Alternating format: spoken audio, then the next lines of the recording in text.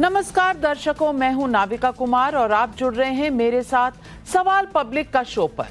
Rohingya और बांग्लादेशी घुसपैठियों को लेकर अजीब माहौल बना हुआ है। दिल्ली, उत्तर प्रदेश, महाराष्ट्र, पश्चिम बंगाल, राजस्थान, हर तरफ रोहिंग्या और बांग्लादेशी घुसपैठियों की अचानक तेजी से धरपकड़ शुरू हो गई है। ये तीन तस्वीरें एक साथ देखिए। दिल्ली, अलीगढ़ और राजस्थान में एक साथ एक्शन।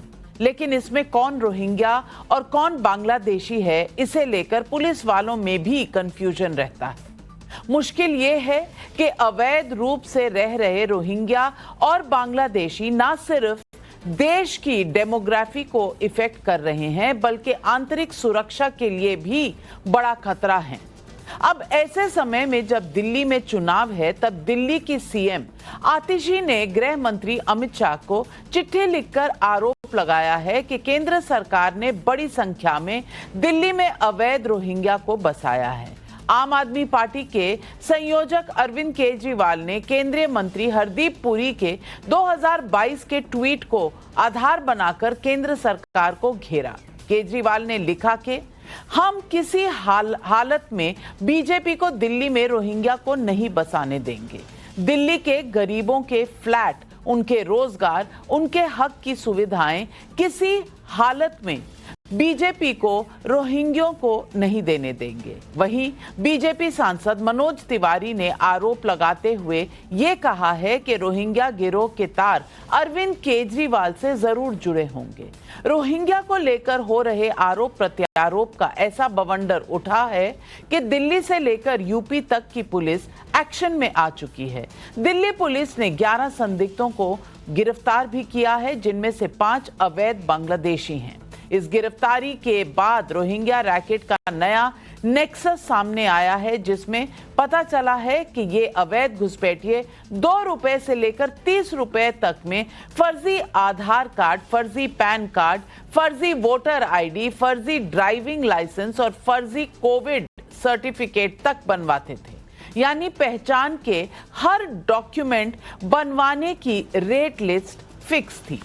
इसके अलावा यूपी के अलीगढ़ से पुलिस ने बांग्लादेशी पति पत्नी को गिरफ्तार किया, जो फर्जी पहचान पत्र के जरिए 2012 से भारत में रह रहे थे। यही नहीं, फर्जी पासपोर्ट बनवाकर ग्रीस जाने की तैयारी में भी थे। अवैध रोहिंग्या के पूरे मामले में आरोप प्रत्यारोप का ऐसा बवंडर उठा है, जिसके कारण सवाल उठ रहे हैं कि सिर्फ चुनावों के समय ही रोहिंग्या और अवैध घुसपैठ का मुद्दा सामने क्यों उठाया जाता है। रोहिंग्या घुसपैठियों को कौन बचा रहा है, कौन छिपा रहा है, यही है आज सवाल पब्लिक का।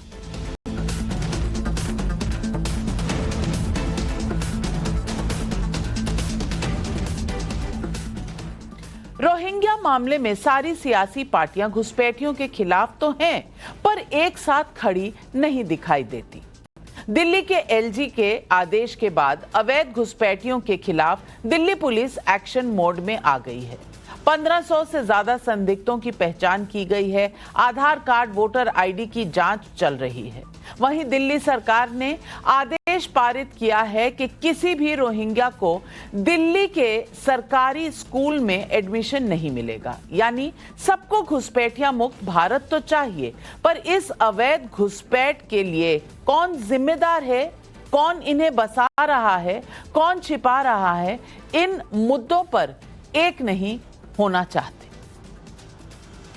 बॉर्डर सुरक्षा किसकी जिम्मेदारी है?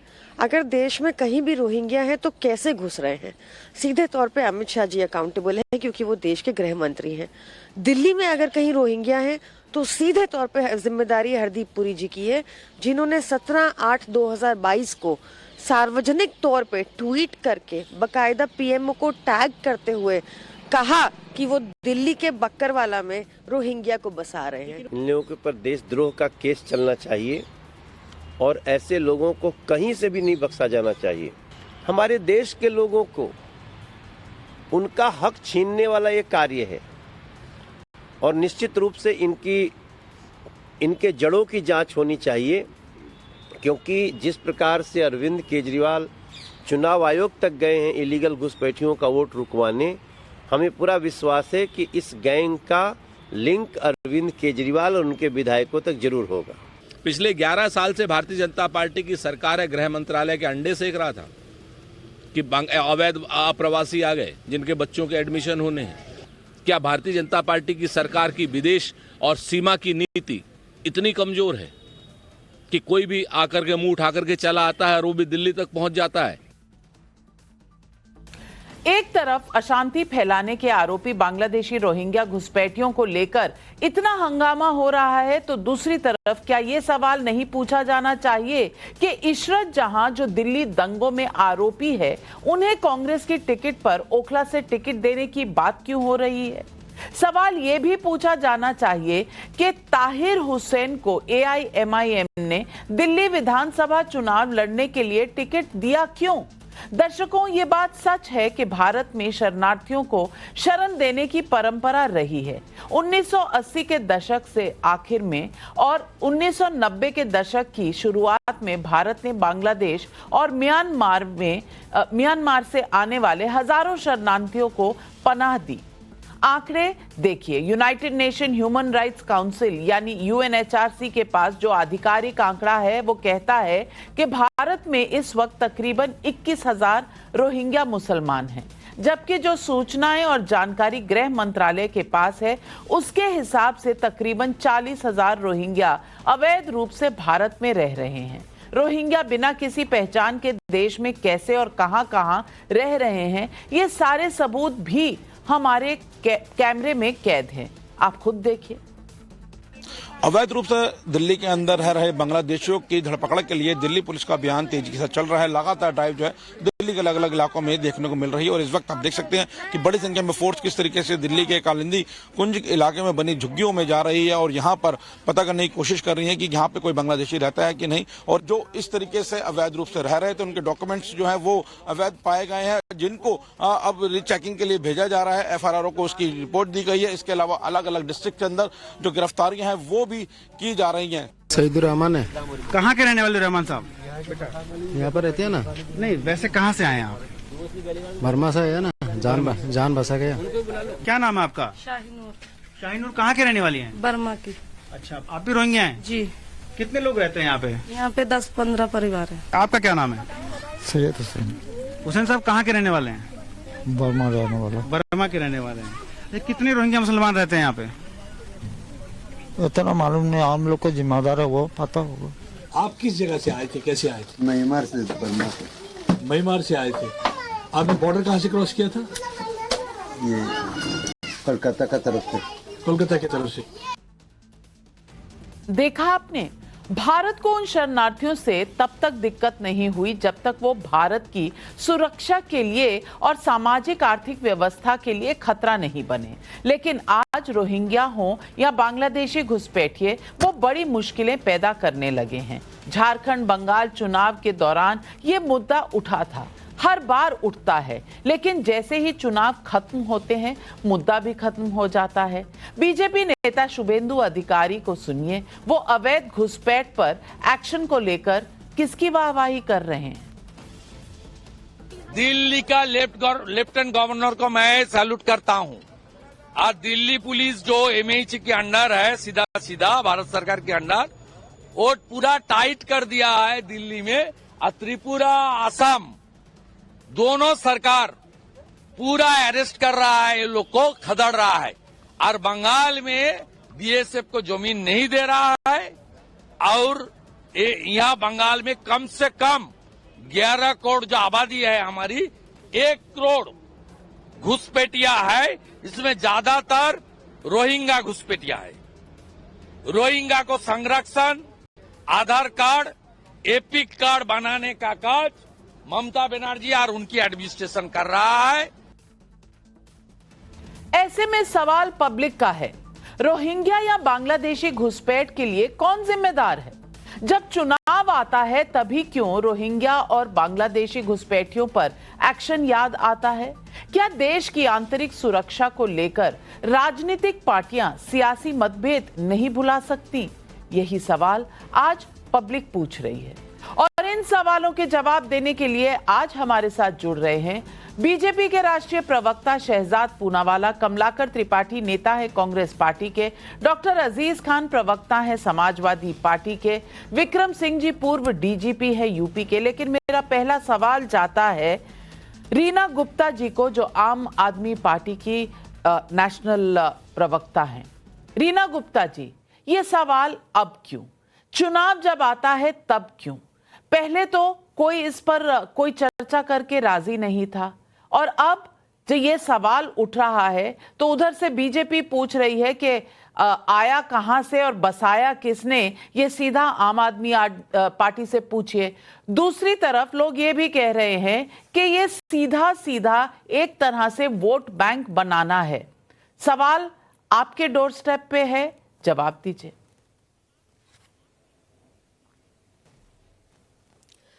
नाविका जी, पिछले 10 साल से गृह मंत्रालय किसके अधीन आता है? कौन सी पार्टी के अधीन आता है? पिछले 10 साल से हमारे देश के प्रधानमंत्री कौन हैं? मोदी जी।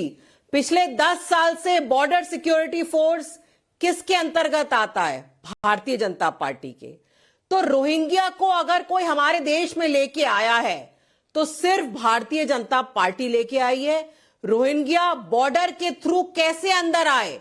घुसपैठिए कैसे अंदर आए? क्या बॉर्डर पे भारतीय जनता पार्टी के एजेंट खड़े हुए थे जिन्होंने उनको बॉर्डर से पार कराया और हमारे देश में लेके आए?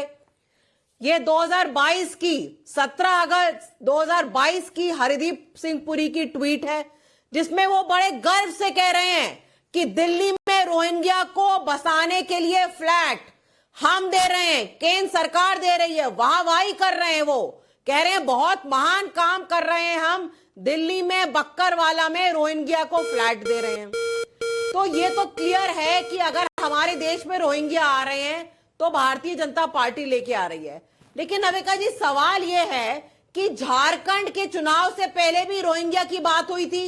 अब 2 महीने बीत गए, 2 महीने में कितने घुसपैठियों को इन्होंने वापस बांग्लादेश भेज दिया? 2 महीने तो छोड़िए, आप ये बताइए कि पिछले 10 साल में कितने बांग्लादेशियों को ये हमारे देश से वापस लेके गए हैं? आज की तारीख में इनके पास आंकड़ा है कि बांग्लादेशी रोहिंग्या हैं तो देश में कितने हैं, कौन से स्टेट में हैं, वहां पे कौन उनको घर दे रहा है, कौन उनको सुविधाएं मुहैया करा रहा है। उत्तर प्रदेश में किसकी सरकार है? तो उत्तर प्रदेश की सरकार क्या उनको घर मुहैया करा रही है? दिल्ली में लॉ एंड ऑर्डर आपके पास है, दिल्ली में जमीन आपके पास है, तो अगर दिल्ली में रोहिंग्या है तो भी आप जिम्मेदार हैं, उत्तर प्रदेश में बड़ा सवाल, तो भी आप जिम्मेदार हैं। बड़ा सवाल रीना गुप्ता जी, रोहिंग्या की बात करते हैं। बिल्कुल आपका सवाल बड़ा है। शहजाद पूनावाला जी, जवाब दीजिए, जिम्मेदारी किसकी और अकाउंटेबिलिटी किसकी? नाविका जी, जिस प्रकार से धैर्य से मैंने एक एक बात को सुना, रीना जी की बहुत बुरी आदत है इंटरप्ट करने की, तो मुझे उम्मीद है कि इंटरप्शन को स्वीकारा नहीं जाएगा आपसे और आपके चैनल से भी, और मुझे अपनी बात कहने का अवसर मिलेगा। ये बात बिल्कुल सही है कि रोहिंग्या इस देश में है, पर वो 2014 के बाद नहीं, 2008 से लेकर 2014 तक आए, और इनफैक्ट पहली बार अगर उनको नेशनल सिक्योरिटी थ्रेट कैटेगराइज किया गया तो मोदी सरकार ने किया। उसके बाद जम्मू कश्मीर और 11 और 12 स्टेट में जहां पर ये अवैध रूप से बसते हैं, जहां जहां पे भी हमारी सरकारें थी, उनको हटाने के लिए जब मामला उठाया गया तब सुप्रीम कोर्ट में प्रशांत भूषण, जो पूर्व आप नेता है और आजकल कांग्रेस के इकोसिस्टम में, उन्होंने राकर PIL लगाई। फिर भी हमारी सरकार का स्टैंड था कि इनको डिपोर्ट करना है, पर पता है जब डिपोर्टेशन के लिए उनको डिटेंशन कैंप पे रखने की बात आई तो किसने उनकी पैरवी की? 2022 के हरदीप पुरी के ट्वीट का बार बार हवाला दिया जाता है। आज नाविका मैं आपके चैनल पर एक बड़ा खुलासा कर रहा हूं। 2022 का हरदीप पुरी के ट्वीट पर तो MHA का क्लैरिफिकेशन आ गया था कि ये अवैध लोग हैं और इनको डिटेंशन सेंटर में रखा जाएगा, पर वो ट्वीट आया क्यों? 2021 का ये लेटर था दिल्ली सरकार का, और दिल्ली सरकार ने NDA टीएमसी के चेयरमैन को लिखा था कि बकरवाला में ये अवैध रोहिंग्यों को रखना है, और उन्होंने ये मिसलीडिंग शुरू की थी कि ये लोग लेजिटिमेट शरणार्थी है जबकि ये अवैध रोहिंग्या थे। और इसके अलावा मैं आपको और भी प्रूफ देता हूं। 2020 में कोविड के लॉकडाउन के दौरान आप सरकार का एफिडेविट था हाईकोर्ट पे, दिल्ली हाईकोर्ट पे, we are providing adequate ration to the Rohingya refugees. फिर उसके बाद केवल ये बात नहीं थी, जब मदनपुर खादर में उत्तर प्रदेश की सरकार जो दिल्ली में है 5 एकड़ की, वहां पर ये अवैध रूप से रह रहे थे, तब योगी जी ने हटाने की चेष्टा की तो अमानतुल्लाह खान ने प्रदर्शन ही नहीं किया बल्कि ये स्टेटमेंट दिया। सुनिए। अस्सलाम वालेकुम, मैं अमानतुल्लाह ओखला विधायक और चेयरमैन दिल्ली वक्फ बोर्ड। आज हमने यहाँ जो परसों रोहिंग्या के लोग जिस कैंप में रहते थे, 1 महीने का राशन और 10-10 हजार रुपया कैश मैंने दिए हैं हर एक फैमिली को। उसके बावजूद भी जब सरकार ने हटाने की कोशिश की तो आम आदमी पार्टी की सरकार ने स्कूल बनाए।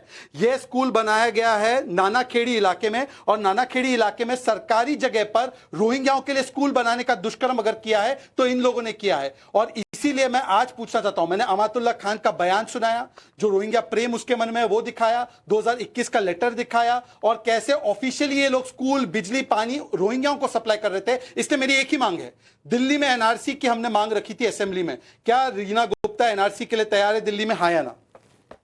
रीना गुप्ता जी 30 सेकंड। देखिए नविका जी, बड़ी बड़ी हंसी की बात है कि अगर 2014 से आपकी सरकार है तो 2014 से आज तक आपने कितने बांग्लादेशी वापस भेजे? पहले तो आप मुझे यह डेटा दीजिए। दूसरी बात, यह बिल्कुल झूठ है कि 2014 के बाद रोहिंग्या हमारे देश में आने बंद हो गए। 2022 की जो हरदीप सिंह की पुरी की ट्वीट है वो यही दर्शाती है कि 2014 के बाद लगातार इन्फिल्ट्रेशन हो रहा है, लगातार रोहिंग्या हमारे देश में आ रहे हैं। तो उनको कौन बसा रहा है और कौन उनको लेके आ रहा है? आप इस बात का जवाब दीजिए। आपने ये नहीं बताया कि झारखंड चुनाव से पहले आपने कहा कि झारखंड में झारखंड छोड़िए, लेकिन रीना गुप्ता जी शहजाद पूनावाला ने 3 तथ्य सामने रखे, आपने किसी एक तथ्य पर भी जवाब नहीं दिया। मैं दोहरा देती हूं आपके लिए। पहला तथ्य 2021 की चिट्ठी, दूसरा तथ्य जो अमानतुल्लाह खान का उन्होंने साउंड बाइट सुनाया, अगर वो सही है तो, और तीसरा कि बिजली, पानी, स्कूल दिया जा रहा है। इन पर आप कुछ कहना चाहेंगे? मैं तीनों का जवाब दूंगी। देखिए, पहली बात तो यह है कि ये भारतीय झूठा पार्टी के प्रवक्ता हैं। जो साउंड बाइट है वो इन्होंने एआई से कोई बनाई होगी। आज भी एआई से इन लोगों ने कई सारी साउंड बाइट बना के अरविंद केजरीवाल जी के नाम से ये चला रहे हैं। दूसरी बात, स्कूल तो हमने दिल्ली के हर कोने में बनाए हैं। ये क्या बेवकूफी का तर्क हुआ कि रोहिंग्या के लिए स्कूल बनाए हैं? क्या उसमें वहां चेकिंग हो रही है कि सिर्फ रोहिंग्या पढ़ेंगे और पूर्वांचली नहीं पढ़ेंगे? आज की तारीख में दिल्ली में पूर्वांचलियों के ये लोग वोट काट रहे हैं। पूर्वांचलियों को रोहिंग्या बहुत बड़ा आरोप लगाया रीना गुप्ता ने। रीना गुप्ता जी ने बहुत बड़ा आरोप लगाया है शहजाद पूनावाला। ये तो सबसे बड़ा आरोप है। आपका आरोप पत्र मैं नहीं जानती, पर सबसे बड़ा आरोप ये लगाया है कि आपने एआई से अमानतुल्लाह खान का साउंड बाइट बनाया है। आपने इस तरह से एआई से क्या इस तरह का साउंड बाइट बनाया है? पहले तो इस बात की क्लैरिफिकेशन दीजिए। नाविका, अगर आप मुझे अनुमति दे तो मैं आपके पास एक नहीं अनेकों अमानतुल्लाह खान के उन्हीं के ट्विटर से लिए गए वीडियो और जी न्यूज और अनेकों चैनल्स की भी वीडियोस है, पर आप बोलेंगे मुझे मेरे नवभारत का ही दीजिए। नवभारत की भी होगी, मैं ढूंढ के भेज दूंगा। पर मैं दूसरी बात कहता हूं नाविका, आप प्लीज, मैं आपको रिक्वेस्ट कर रहा हूं, मैं आपको बेग कर रहा हूं, प्लीड कर रहा हूं, कल 8 बजे आप मुझे और रीना जी को फिर से 1-on-1 डिबेट पे बुलाइए। अगर मैं अमानतुल्लाह खान की वीडियो एडिट करके या एआई से टेक्निक से उसको एडिट करके मैंने किया है तो मैं राजनीति छोड़ दूंगा नाविका, रीड माय लिप्स। और अगर मैंने सच्ची वीडियो दिखा दी including news reports of all channels, फिर रीना गुप्ता राजनीति छोड़ेंगी। पहले ये चैलेंज एक्सेप्ट कर। दूसरी बात, ये फाइनेंशियल एक्सप्रेस की report, Kejriwal wrote letters that EWS flats should be given to Rohingya. Financial, आप भी इंडियन एक्सप्रेस ग्रुप में काम कर चुकी है, मुझे उम्मीद है कि ये फाइनेंशियल एक्सप्रेस पर झूठ नहीं डालेगा। मैं आपको 2021 का लेटर भी दिखा रहा हूँ, ये सरकार का लेटर है, दिल्ली सरकार का, कि ईडब्ल्यूएस के फ्लैट दोनों तरफ से पक्ष आ गए हैं, लेकिन रोहिंग्या को कौन लाया, कौन इसके लिए जिम्मेदार है, शायद अब तक नहीं पता चला। लेकिन कांग्रेस को इससे क्या लेना देना? कांग्रेस तो इशरत जहान को टिकट देने में बहुत मसरूफ है। ये बाटला हाउस एनकाउंटर में या रायट अक्यूज्ड को टिकट देने में कांग्रेस को इतनी बेसब्री क्यों होती है? कमलाकर त्रिपाठी जी बता दीजिए, क्या ये सिर्फ एक तरह से पॉलिटिकल एजेंडा बना दिया गया है कि जो बीजेपी जिस पर भी आरोप लगाएगा, हम आंतरिक सुरक्षा के बारे में नहीं सोचेंगे, हम उनके आरोपों के बारे में नहीं सोचेंगे, बस हम उठाएंगे और टिकट दे देंगे क्योंकि बीजेपी सरकार ने उन पर कोई ना कोई आरोप लगाए हैं? क्या इतना सिंपल हो गया है? क्या आंतरिक सुरक्षा कोई बड़ा मुद्दा नहीं है आपके लिए?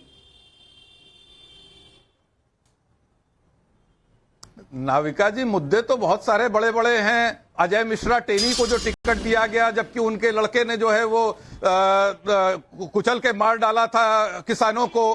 ब्रिजभूषण शरण सिंह के लड़के को टिकट दिया गया। इवन अमित शाह जी स्वयं तड़ीपार थे, उनको गृह मंत्री बनाया गया है। तो बीजेपी सुचिता की बात तो रहने दीजिए, बात इस समय इस बात की है नाविका जी कि ये जो कर रहे हैं, ये सामने सामने दिख रहा है कि आप अपने पॉलिटिकल बेनिफिट के लिए एक नैरेटिव सेट कर रहे हैं। आपने आज तक कोई भी रोहिंग्यास के पक्ष में नहीं है, कोई भी इलीगल इन्फिल्ट्रेशन के पक्ष में नहीं है। बीएसएफ आपके पास है, दिल्ली पुलिस आपके पास है, नॉर्थ ईस्ट की मैक्सिमम स्टेट्स आपके पास हैं, यूपी की कमान आपके पास है, लेकिन आप दूसरों पर दोषारोपण कर रहे हैं। आज की डेट में मुद्दा यह भी है कि जिस तरीके से आपने बिना पार्लियामेंट को कॉन्फिडेंस में लिए शेख हसीना को जो है वो एसाइलम दिया हुआ है, जिसके कारण वहां पर हमारे अल्पसंख्यक बंधु जो हिंदू और क्रिश्चियंस हैं वो मारे जा रहे हैं। पूरा उसमें तनाव हो गया है दोनों देशों के बीच, उस पर कोई बात नहीं हो रही है। पूरे देश भर में जो लॉ एंड ऑर्डर की स्थिति है, प्रधानमंत्री के अपनी कंस्टिट्यूएंसी में 3 घटनाएं मैं आपको बताता हूं।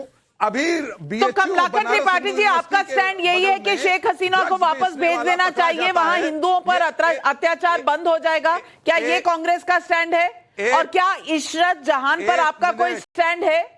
मेरा स्टैंड और उसकी बात नहीं है।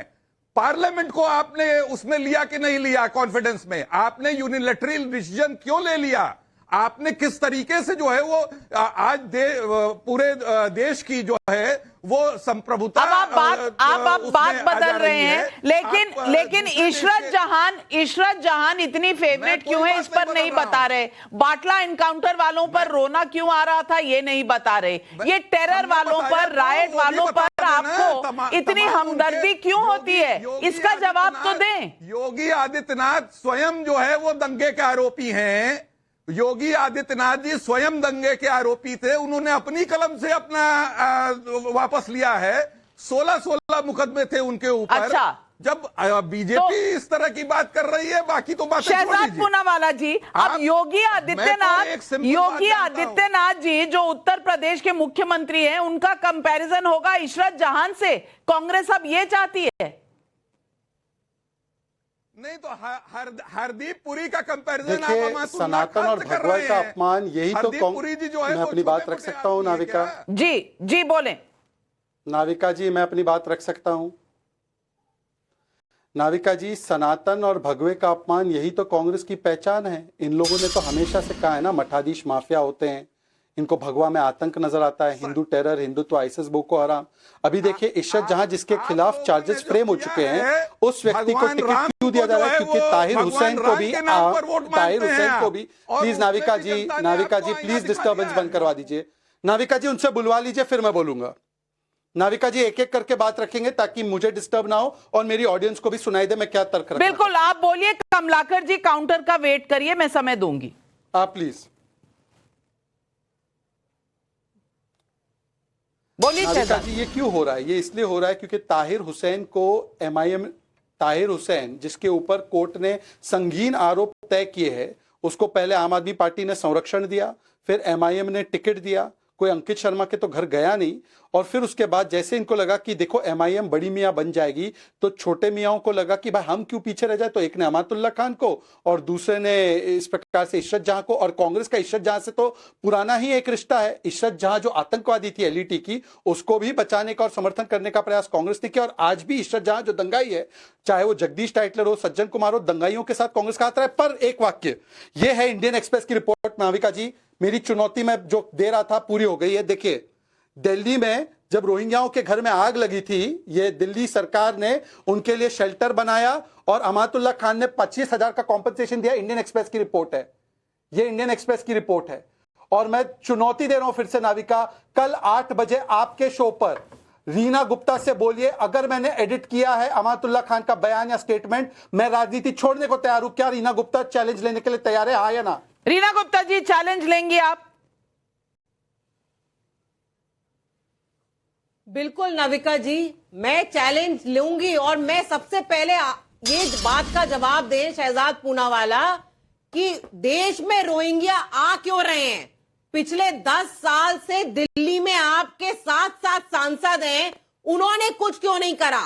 10 साल से दिल्ली पुलिस आपके पास है, दिल्ली पुलिस ने कुछ क्यों नहीं करा? इसका मतलब सीधे सीधे आपकी मिली भगत है रोहिंग्याओं के साथ। और जो दिल्ली में अब ऐसा तो नहीं हो सकता, ऐसा तो नहीं हो सकता। और विक्रम सिंह जी, आप तो DGP रह चुके हैं। मैं पूछना चाहती हूं, बसाए कोई, उनको मुआवजे दे कोई, उनको शेल्टर दे कोई, लेकिन सवाल सिर्फ एक सरकार से पूछा जाएगा।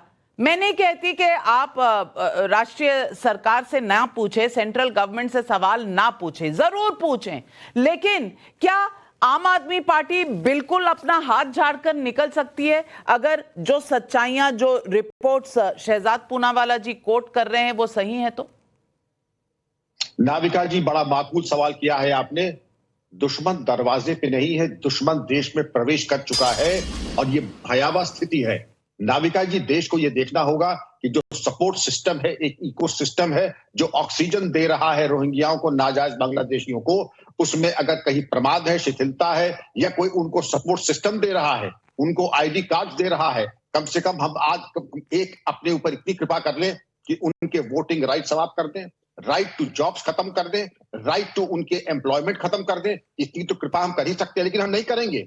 ISI का गेम प्लान नाविका जी यही है कि डेमोग्राफी बदलने के लिए एन केन प्रकारेण इनको लाके बसाएं, जिससे कि हर जिले में एक कॉन्स्टिट्यूएंसी में इनकी बहुमत हो जाए और ये वोटिंग को प्रभावित करके एक सीट मनमाफिक तरीके से निकाल दें।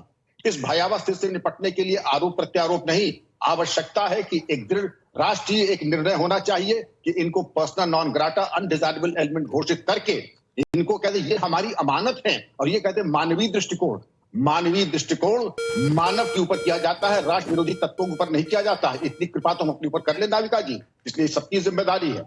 और यहाँ पर जो दिल्ली की सरकार, उसकी जिम्मेदारी थी इनकी वोटिंग राइट्स और इनकी नागरिकता दोनों समाप्त करने के ऊपर कार्रवाई करें। आ गए हैं तो ठीक है, हमने इनहेरिट कर ली एक समस्या को। अगर इनहेरिट की समस्या को कलेक्टिवली शहजाद जी भी और रीना जी भी कम से कम ये निर्णय सामूहिक रूप से ले लें कि इनको देश से बाहर हम जब करेंगे तब करेंगे, वर्तमान में इनको कोई वो सुविधा हम नहीं देंगे जो राष्ट्र विरोधी तत्वों को नहीं मिलनी चाहिए। बिल्कुल सही कहा आपने, दोनों तरफ से हाथ बढ़ाने की जरूरत है क्योंकि ये देश का मुद्दा है, ये सिर्फ चुनाव का मुद्दा नहीं है और यही पब्लिक भी कह रही है। संजय मिश्रा बदोई यूपी से पूछ रहे हैं, कैमरे के सामने घुसपैठिए कबूल रहे हैं कि वो कहां के हैं और इसके बाद भी वो उन्हें बाहर नहीं किया जा रहा है, ऐसा क्यों? प्रदीप कुमार हैदराबाद से पूछ रहे हैं, केजरीवाल जी की पार्टी आज रोहिंग्या कर रही है, फिर CAA NRC का विरोध क्यों कर रहे थे? ये सवाल मैं डॉक्टर अजीज खान आपसे भी पूछना चाहूंगी क्योंकि CAA और NRC के खिलाफ तो पूरा इंडिया गठबंधन था। सवाल यह है कि आज ये आंतरिक सुरक्षा के सामने एक बड़ी चुनौती अगर है तो कम से कम सारे राजनीतिक दल क्या एक साथ खड़े होंगे या सिर्फ इलेक्शन का मुद्दा है, इलेक्शन के बाद सब भूल जाएंगे, सब अपने अपने काम में मस्त हो जाएंगे?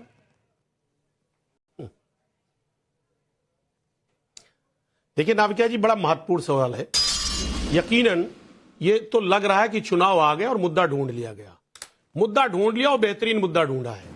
लेकिन मैं एक बात आपको बताऊं कि इस बार दिल्ली के चुनाव में यह मुद्दा चलने वाला नहीं है, क्योंकि दिल्ली की जो जनता है वो पढ़ी लिखी है और वो इकोनॉमिक्स और वेलफेयर के आधार पर वहां पर वोटिंग करती है और करती आई है, इससे पहले भी किया है।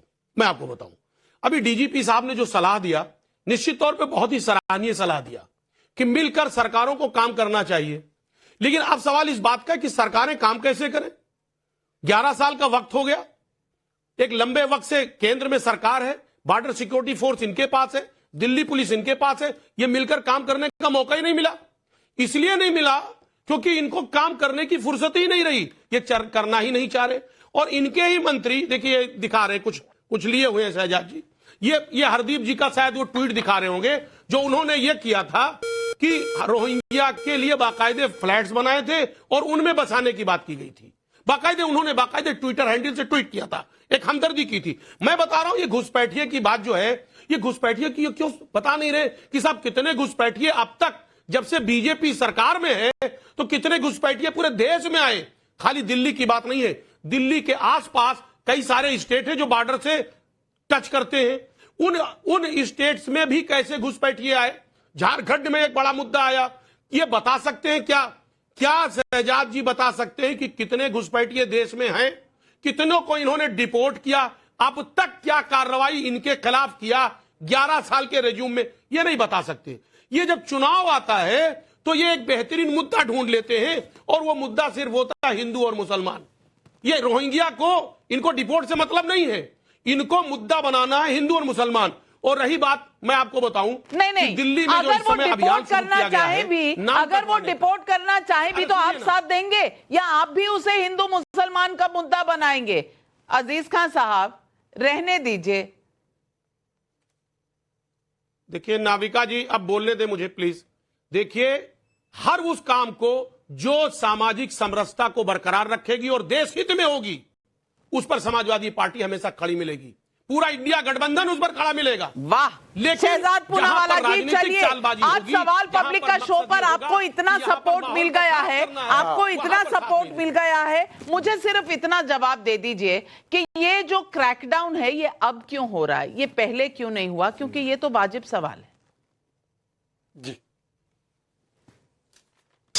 नाविका जी, ये पहले नहीं हुआ, ये पूरी तरह से गलत फहमी है। मैं आपको पढ़कर सुनाता हूं कि किस किस डेट पे कहां क्रैकडाउन हुआ। मेरे पास सारी लिस्ट भी है उसकी, मैं आपको 10 सेकंड में वो पढ़कर सुनाऊंगा।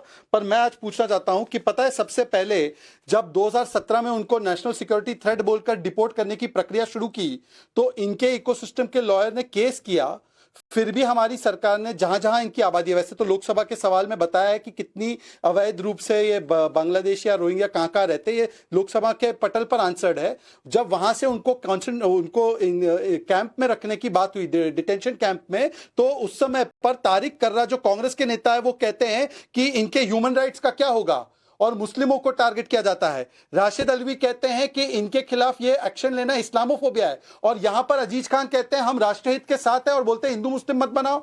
अच्छा नाविका जी, मैं आपको बता रहा हूं कि पिछले 6 महीने में आप न्यूज रिपोर्ट उठाकर देखिए, दिल्ली पुलिस से लेकर उत्तर प्रदेश पुलिस ने कई रोहिंग्याओं को पकड़कर डिटेंशन कैंप में डाला है, परंतु डिपोर्टेशन का रास्ता सुप्रीम कोर्ट ने बंद किया इनके वकीलों के चलते। इसलिए एक ही रास्ता है कि एनआरसी कराई जाए। मैंने शुरुआत से एक सवाल पूछा है रीना जी से और अजीज जी से, क्या दिल्ली में एनआरसी के लिए तैयार है? कम से कम दिल्ली के लिए बोल दीजिए कि हाँ हम तैयार है। क्यों नहीं बोलते? अजीज खान साहब, पहले आप जवाब दीजिए, रीना गुप्ता जी के जवाब लेती हूं। पहले आप जवाब दीजिए अजीज खान साहब। कोई जवाब नहीं। देखिए नाविका जी, इनका मकसद एनआरसी और सीएए और क्या क्या ये सारी बातें क्या है, ये देखिए जिस तरह ये पूर्वांचल के लोगों को का नाम काट रहे हैं अपने निजी स्वार्थों के लिए, दिल्ली में इन्होंने अभियान शुरू किया है और दूसरे प्रदेशों में भी यही किया इन्होंने कि जब वोट का टाइम आता है तो ये नाम काटते हैं और अलग अलग इलीगेशन लगा के वही हाल दिल्ली में इन्होंने शुरू कर दिया है। माहौल को बदलने के लिए ये कोशिश कर रहे हैं। ये शिक्षा पे बात नहीं कर रहे, ये हेल्थ सेक्टर पे बात नहीं कर रहे। अजीज खान साहब, बात तो आप भी मुद्दे पर नहीं कर रहे। सवाल सीधा था आपके लिए, एनआरसी जरूरी है कि नहीं? सिर्फ दिल्ली की बात, सवाल सीधा ही, सिर्फ दिल्ली की बात। अगर आप कह रहे हैं रोहिंग्या को हटाना चाहिए, बांग्लादेशी घुसपैठियों को हटाना चाहिए, तो बता दीजिए अगर एनआरसी आता है तो आप सरकार के साथ खड़े होंगे, हाँ या ना? अच्छा नाविका जी, मुझे ये बताइए, इसमें एनआरसी से क्या ताल्लुक है? अगर कोई रोहिंग्या आया है बाहर से, उसको डिपोर्ट करिए आप, और 11 साल का मौका मिला आपको, आपने क्यों डिपोर्ट नहीं किया? इसमें सीए एक्ट से क्या मतलब है? सीए इसमें लागू नहीं हो रहा, एनआरसी क्या मतलब है? मत करिए, आप ऑलरेडी ना माइनॉरिटी हिंदुओं को यहाँ आने दीजिए, ना यहाँ से डिपोर्टेशन होने दीजिए, केस डाल दीजिए। ये बात तो सही नहीं है। लेकिन अशोक कुमार अग्रवाल का मेरठ से सवाल है, जब ममता बनर्जी कहती हैं कि सीएए एनआरसी होगा तो किसी को हाथ नहीं लगाने दूंगी, तब कांग्रेस और आम आदमी पार्टी उनका समर्थन क्यों कर रही थी? आनंद पाठक यूट्यूब पर पूछ रहे हैं, आम आदमी पार्टी बॉर्डर सुरक्षा के नाम पर बीजेपी पर हमला बोलती है, लेकिन अवैध घुसपैठियों को दिल्ली का आधार कार्ड और राशन कार्ड कौन बनवा कर दे रहा है? इस सवाल पर जवाब क्यों नहीं देती? रीना गुप्ता जी, पब्लिक के सवालों का जवाब। देखिए नविका जी, अभी तक मुझे अपने सवाल का जवाब नहीं मिला। पहली बात कि हमारी बॉर्डर की सिक्योरिटी क्यों नहीं हो पा रही है? क्यों नहीं हमारी सरकार एक बढ़िया वहां दीवार बनाती है, जैसे अमेरिका वाले दीवार बना रहे हैं मैक्सिको के बॉर्डर पे, क्यों नहीं हम भी एक दीवार बना रहे हैं कि हमारे यहाँ इन्फिल्ट्रेशन खत्म हो जाए? आप बार्ब वायर फेंसिंग क्यों नहीं कर रहे हैं सारे में?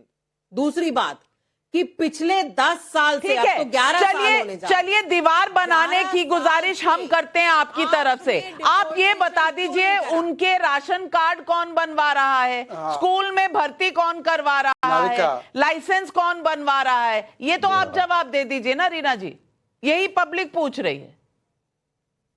ये तो नविका जी जो भारतीय जनता पार्टी के 7 सांसद हैं वो इसमें लगे हुए हैं। पिछले 10 साल से इनके सांसद जो हैं दिल्ली में, उन्होंने रोहिंग्या के क्यों नहीं आइडेंटिफाई करे किस एरिया में रोहिंग्या है? अगर ये हम पे ब्लेम कर रहे हैं कि हम सपोर्ट कर रहे हैं, तो आप क्या कर रहे थे? चलिए मैं विक्रम सिंह जी से पूछती हूँ। विक्रम सिंह जी, लोकली दिल्ली में अगर राशन कार्ड बनाना हो, आधार कार्ड बनाना हो या फिर ड्राइविंग लाइसेंस बनाना हो, तो कौन सी एजेंसी के थ्रू जाना पड़ता है? कौन करवाता है? मैं आ रही हूँ शहजाद भाई। विक्रम सिंह जी। नाविका जी, आपके तीखे सवालों का उत्तर न देना भी एक बहुत बड़ा उत्तर है और इशारा काफी है। लेकिन आपने जो सवाल किया है, आप इतनी वरिष्ठ आप पत्रकार हैं, इतनी वरिष्ठ आप एडिटर हैं, आप कहीं ड्राइविंग लाइसेंस से कोई लाइसेंस से कोई भी आपको बनवाना हो, आप जाकर के देखिए, टेढ़ी खीर है, नाक को चने चबा लिए जाएंगे। लेकिन ये घर जाकर के, हमने कहा ना, ये हमारी अमानत है, हम इनके घर जाकर के और 10,000 के नजर के साथ इनको हम तश्कील पे पेश करेंगे। राशन, 10,000 रुपए, ड्राइविंग लाइसेंस, वोटर्स आईडी और आधार कार्ड। तो इनके लिए कोई समस्या थोड़ी, समस्या तो हमारे आपके लिए है, सामान्य नागरिकों के लिए है भारत के। ये तो हमने कहा ना, ये हमारी अमानत है। मानवीय दृष्टिकोण के चलते हुए मैंने पहले ही कहा था कि इतनी कृपा आप अपने ऊपर कर लें कि जो एक राष्ट्र विरोधी तत्व के विरुद्ध जो हमारा वो होना चाहिए विचारधारा, वही होनी चाहिए। न इनको कोई सुविधा मिलनी चाहिए, न कोई रोजगार मिलना चाहिए, न इनको फ्री राशन मिलना चाहिए, इनके वोटिंग राइट्स नहीं होने चाहिए, न सिटीजनशिप राइट्स होने चाहिए। हम वो भी नहीं करेंगे, न उसके बारे में हम चर्चा करेंगे। आपके तीखे सवालों का हम जवाब भी नहीं देंगे। ये जवाब न देना भी बहुत बड़ा एक लाउड आंसर है, रिस्पॉन्स है। तो नाविका जी, ये बिल्कुल सही है। आप और हम अगर जाए तो नाको चने चबाना पड़ेगा, कुछ नहीं बनने वाला है 5-6 दिन में, लेकिन यहाँ घर पहुंचे मिल जाए। सचमुच लाइन में खड़ा होना पड़ता है लाइसेंस रिन्यूअल के लिए, नया लाइसेंस तो छोड़ दीजिए। लेकिन धीरज अग्रवाल, कमलाकर त्रिपाठी जी आप ही से सवाल पूछ रहे हैं। धीरज अग्रवाल मेरठ से पूछ रहे हैं, जब नॉर्थ ईस्ट के राज्य घुसपैठ का मामला उठाते हैं, तब यही इंडिया गठबंधन वाले उनके खिलाफ जाकर घुसपैठियों से हमदर्दी जताने लगते हैं। क्यों कमलाकर त्रिपाठी जी, बताइए। देखिए, नाम से पूछ रहे हैं आपको। रेवंत राम बिश्नोई का राजस्थान से सवाल है, संसद सत्र में कांग्रेस अडानी अडानी चिल्लाती है, लेकिन 10 साल में कभी रोहिंग्या के मुद्दे पर संसद में सरकार से जवाब क्यों नहीं मांगा? कमलाकर त्रिपाठी जी जवाब दीजिए। नाविका जी, पहले तो मैं आपको ये बात बता दूं कि आधार कार्ड के बिना ड्राइविंग लाइसेंस बनवाना भी मुश्किल होता है, और आधार की जो एजेंसी है वो प्योरली सेंट्रल गवर्नमेंट के अंडर में आती है और उन्हीं के द्वारा अलॉटेड जगहों पर बनता है। तो इसके लिए रिस्पॉन्सिबिलिटी किसकी है? और माननीय नरेंद्र मोदी जी ने 500 एकड़ जमीन ली बांग्लादेश से और 10,000 एकड़ जमीन बांग्लादेश को दी थी। आपको भी वो समय याद होगा। और ये कहा गया कि इससे हम अपने बॉर्डर्स को सिक्योर कर लेंगे और इन्फिल्ट्रेशन नहीं होगा। लेकिन हो क्या रहा है, इसका विपरीत हो रहा है। हमने अपनी 10,000 एकड़ जमीन भी खोई और इन्फिल्ट्रेशन भी हो रहा है। तीसरी चीज जो बार बार ये लोग कह रहे हैं, अभी शहजाद पूनावाला जी कह रहे थे कि वकील इनके इकोसिस्टम के वकील, ये बड़ा आसान है कह देना, लेकिन वकील कहां जाता है? इसी देश की न्यायपालिका में जाता है ना। तो क्या आप न्यायपालिका के शहजाद पूनावाला जवाब दीजिए। शहजाद पूनावाला जी जवाब दीजिए। नाविका, आपके इकोसिस्टम में चलते रहे, नाविका आप अवसर दीजिए, क्योंकि ये लोग, नाविका जी ये लोग अपनी बात करते हैं, मैं चुप रहता हूं, मैं किसी को डिस्टर्ब नहीं करता हूं। नाविका जी आप उठाकर चेक कर लीजिए, फैक्ट चेक कर लीजिए। 2014 तक इंडो बांग्लादेश बॉर्डर की मात्र 5 या 10% फेंसिंग हुई थी, आज वो 80% हो चुकी है। जो परेशानी हो रही है वो बंगाल के जैसे राज्यों में हो रही है, जहां पर ममता बनर्जी कोऑपरेट नहीं कर रही। दूसरी बात, ये वॉल की बात करें, जब बीएसएफ का जुरिस्डिक्शन बढ़ाने की बात थी तो पंजाब सरकार और बंगाल सरकार ने विरोध किया इसका, बीएसएफ का जुरिस्डिक्शन बढ़ाने पर। आप बोल रहे वॉल बना दो, वाह भाई वाह। तीसरी बात, आज ये कह रहे पूर्वांचलियों का नाम काटा। अरे भाई, आज ही अरविंद केजरीवाल ने एक महिला का बताया कि नाम कट गया इलेक्टोरल लिस्ट से। उसी महिला, चंद्रा महिला ने बताया कि मेरा नाम नहीं कटा है, मेरा नाम वहीं पर है, और डीओ ने भी उसका कंफर्मेशन दिया है कि उनका नाम है। तो कितना झूठ बोलते हैं, रोहिंग्याओं को बचाने के लिए पूर्वांचलियों को बदनाम करते हैं। और आखिरी बात, हास्यास्पद है कि रीना जी बोलती है सांसद का काम है राशन कार्ड बनवाना या चेक करना। अरे भाई, ये डीएम और एसडीएम का काम होता है। और मैं आपसे पूछना चाहता हूं कि आप एनआरसी के साथ है या एनआरसी के खिलाफ है? आपके विधायक ने लगातार रोहिंग्याओं का समर्थन किया है, आपकी सरकार ने राशन प्रोवाइड किया, हाईकोर्ट में हलफनामा दिया है, आपकी सरकार ने स्कूल बनाया, बोलती है कि स्कूल में कैसे आइडेंटिफाई होगा रोहिंग्या के बच्चे के नॉर्मल बच्चे। मतलब रोहिंग्याओं के बच्चों को आप मिड डे मील खिलाएंगी, रोहिंग्या के बच्चों को आप शिक्षा देंगी हमारे बच्चों के कॉस्ट पर। यह तो इनकी आदत है, यह तो इनकी फितरत है। लेकिन पब्लिक ये भी सवाल पूछ रही है, और मुकेश चौधरी का जयपुर राजस्थान से सवाल है। नाविका जी, सभी दलों के साथ आज लाइव डिबेट में सर्वे कर लीजिए, हाथ उठवाकर पूछ लीजिए कि कौन कौन घुसपैठियों की पहचान के लिए एनआरसी का समर्थन करने को तैयार है। ये पब्लिक डिमांड पर है। पब्लिक के डिमांड पर तो कम से कम बता दीजिए एनआरसी के लिए कौन राजी है, हाथ उठा दीजिए। पब्लिक चाह रही है। दो ही हाथ, विक्रम सिंह जी और शहजाद पूनावाला जी। रीना गुप्ता जी, एनआरसी नहीं चाहिए, जनता का सवाल है, मेरा नहीं है। मेरा नहीं है। देखिए नाविका जी, अभी तक शहजाद भाई ने ये नहीं बताया कि दिल्ली में अगर किसी घुसपैठिया का आधार कार्ड बन रहा है, आधार कार्ड कौन एजेंसी बनाती है? आप बताइए कि सबसे पहले तो आधार कार्ड बनवाया जाता है आइडेंटिफिकेशन के लिए, तो आधार कार्ड कैसे बन रहा है अगर घुसपैठिए दिल्ली में? शहजाद पूनावाला जवाब दीजिए। आधार कार्ड आइडेंटिफिकेशन है ही नहीं, कुछ भी बोले जा रही है नाविका। नहीं, एक मिनट नाविका जी, कंप्लीट करने दीजिए। 10 सेकंड, एक सेकंड नाविका जी, 1 सेकंड दीजिए। नाविका जी 1 सेकंड प्लीज, रिक्वेस्ट करता हूं आपसे। नाविका जी, ये टेक्निकल मामला है, मेरा आंसर आने दीजिए। नाविका जी, टेक्निकल आंसर है, मेरा आंसर प्लीज आने दीजिए, मैं रिक्वेस्ट कर रहा हूं। Okay, Reena Gupta ji 10 second. रीना जी पहले बोल ले, फिर शहजाद पूनावाला आपके पास आ रही हूँ। रीना जी, दूसरा सवाल। अरे नाविका, वो चुप नहीं होते, झूठा चीज बोलकर निकल जाते हैं। नाविका जी बिल्कुल क्लियर है। अरे बोलने दीजिए, शहजाद बोलने दीजिए। क्यों करती हैं? मुझे बोलने दीजिए। बिल्कुल क्लियर है कि दिल्ली में भारतीय जनता पार्टी बौखलाई हुई है। बौखलाई हुई है वो अलग बात है, लेकिन शहजाद पूनावाला, आधार कार्ड, की अकाउंटेबिलिटी किसकी है? नाविका, जवाब देने दीजिए बिना हस्तक्षेप। बिल्कुल, सबका फेडर डाउन। हाँ, मैं उसके ऊपर ही आ रहा हूं, स्पेसिफिक जवाब दे रहा हूं। प्लीज नाविका, आप जैसी विदोषी एंकर को भी पता है, ऑफिशियली आधार एक्ट में भी लिखा है कि Aadhaar is not proof of identification. Aadhaar कभी भी पहला कार्ड नहीं बनता है। आधार बनने के लिए आपको कुछ और डॉक्यूमेंट्स देने पड़ते हैं, तब जाकर आधार बनता है। राशन कार्ड, बर्थ सर्टिफिकेट, ये सारे कार्ड कहां से बन रहे हैं? ये स्टेट गवर्नमेंट या इनकी केजरीवाल की सरकार बना रही है। तो इधर आकर शहजाद भाई ने जवाब दिया, सारे दलों ने जवाब दिया, लेकिन एक बात तो तय है कि एनआरसी पर कोई हाथ नहीं उठाएगा, लेकिन कहेंगे घुसपैठियों को देश से बाहर निकाल दो। क्या लगता है, तेवर सिर्फ चुनाव के वक्त हैं या वाकई में ये पार्टियां चाहती हैं कि घुसपैठिए बाहर चले जाएं? ये सवाल पब्लिक का है जिस पर हम जवाब मांगते रहेंगे। अभी इंतजार कीजिए, जवाब आएंगे, किसी ना किसी दिन आएंगे। लेकिन आज तमाम पैनलिस्ट का और दर्शकों आपका मैं बहुत बहुत धन्यवाद करती हूं। नमस्कार, जाइएगा मत। न्यूज की पाठशाला ब्रेक के बाद।